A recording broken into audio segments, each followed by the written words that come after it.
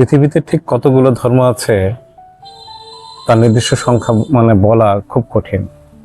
কারণ ধর্মের সংজ্ঞা, উপধর্ম, মতবাদ এবং নতুন আধ্যাত্মিক আন্দোলনের কারণে এই সংখ্যা কি হয়, প্রতিনিয়ত পরিবর্তন হতে থাকে। তবে গবেষকদের গবেষণার মতে বিশ্বে প্রায় 4000 থেকে 4300টি ধর্মমত রয়েছে বা বিশ্বাস ব্যবস্থা রয়েছে। এর মধ্যে অল্প কিছু ধর্ম বিশ্বজুড়ে প্রভাব বিস্তার করে, আর বাকি ধর্ম স্থানীয়, লোকজ বা আদিবাসী পর্যায়ে সীমাবদ্ধ।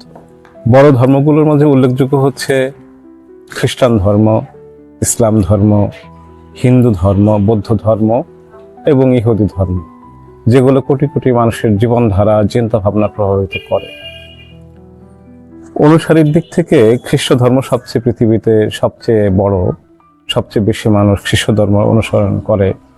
প্রায় 230 থেকে 240 কোটি মানুষ খ্রিস্ট ধর্মের অনুসারী। এরপরই রয়েছে, দ্বিতীয় স্থানে রয়েছে ইসলাম ধর্ম, যার অনুসারী প্রায় 190 থেকে 200 কোটি, যা দ্রুত বৃদ্ধি পাচ্ছে।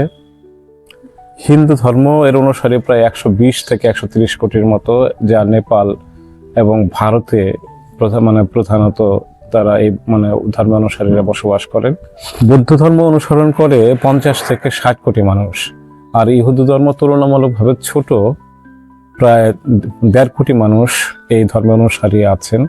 এর বাইরে প্রায় 30 থেকে প্রায় 40 কোটি মানুষ ভিন্ন লোকজ এবং আদিবাসী ধর্মে বিশ্বাস করে, এবং প্রায় 110 থেকে 120 কোটি মানুষ তাদের নিজেদেরকে নাস্তিক হিসাবে ঘোষণা দিয়েছেন বা অজ্ঞেয়বাদী বা ধর্মহীন হিসাবে পরিচয় দেয়। এই ধর্মগুলোর প্রত্যেকটি নিজস্ব বিশ্বাস এবং দৃষ্টিভঙ্গি আছে।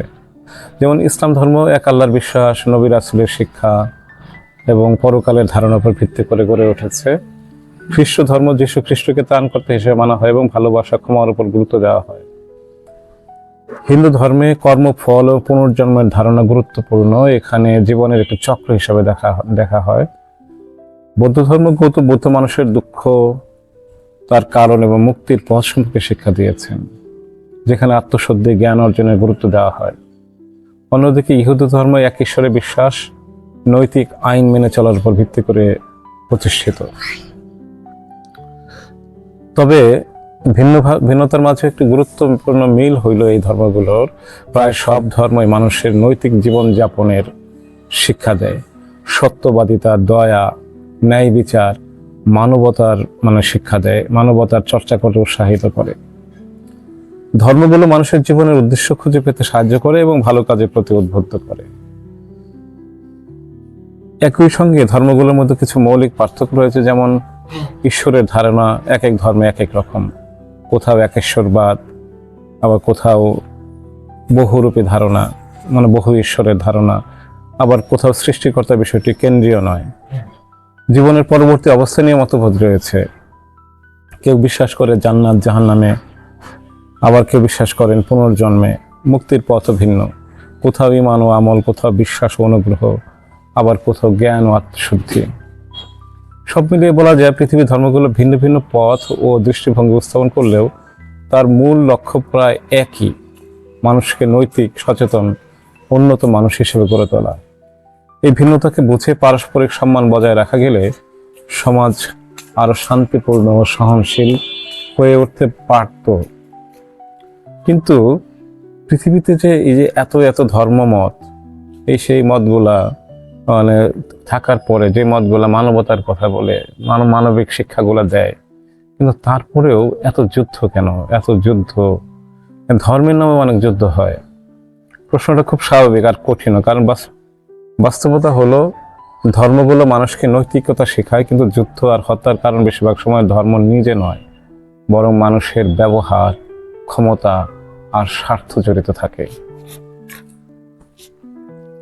প্রথমত ধর্মকে অনেকভাবে রাজনৈতিকভাবে ব্যবহার করা হয়, রাজনৈতিক হাতিয়ার হিসেবে ব্যবহার করা হয়। ইতিহাসের বহু যুদ্ধের পেছনে আসল কারণ ছিল ক্ষমতা দখল, ভূখণ্ড বিস্তার এবং অর্থনৈতিক স্বার্থ। কিন্তু সংঘর্ষের বৈধতা দিতে ধর্মকে সামনে আনা হয়েছে।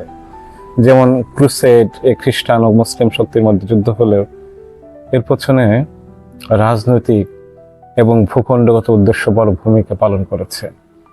যে বর্তমান সময়ে, যে আধুনিক সময়ে ইরানকে হামলা করা হলো, ট্রাম্পও কিন্তু তার ধর্মযাজকদের নিয়ে বসেছিলেন, এটাকে ধর্মযুদ্ধ হিসাবে একটা অবয়ব দেওয়ার চেষ্টা করেছেন।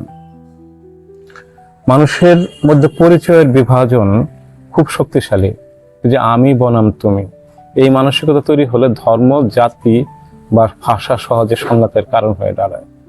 ধর্ম তখন একটি চিহ্ন হয়ে যায়, যার মাধ্যমে মানুষ কি করে দলে দলে বিভক্ত হয়ে পড়ে। ধর্মের অনেক সময় ভুল ব্যাখ্যা দেওয়া হয়। কোনো ধর্ম নিরীহ মানুষ হত্যার সমর্থন করে না, আমি এটা বিশ্বাসও করি না, কিন্তু কিছু গোষ্ঠী নিজেদের উদ্দেশ্যে ধর্মের শিক্ষা বিকৃত করে। এতে সাধারণ মানুষ বিভ্রান্ত হয় এবং সহিংসতা বাড়ে। অনেক সংঘাত আসলে সামাজিক অর্থনৈতিক অসাম্য থেকে জন্ম নেয়।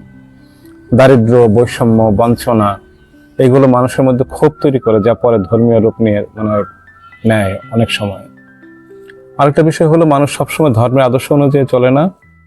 ধর্ম বলে দয়া, কিন্তু মানুষের মধ্যে রাগ, লোভ, ভয় এই প্রবৃত্তিগুলো কাজ করে। যখন এই দুর্বলতাগুলো নিয়ন্ত্রণে থাকে না, তখনই সংঘাত তৈরি হয়। ধর্ম নিজে যুদ্ধের মূল কারণ নয়, বরং মানুষ যখন ধর্মকে নিজের স্বার্থে ব্যবহার করে, তখনই সমস্যা তৈরি হয়। যদি ধর্মের মূল শিক্ষা সত্য, দয়া, ন্যায় ঠিকভাবে মানা যেত, তাহলে পৃথিবীতে সহিংসতা অনেকটাই কমে আসতো, সহিংসতা থাকতো না। মানুষ আসলে ধর্মকে পালন করে কাজ হিসেবে, কিন্তু মন থেকে যে অনুধাবন করা এবং ধর্মের শিক্ষাকে বাস্তব জীবনে কাজে লাগানো, সেটা লাগায় না বলেই ধর্মের দোষ হয়, মানুষের দোষ হয় না।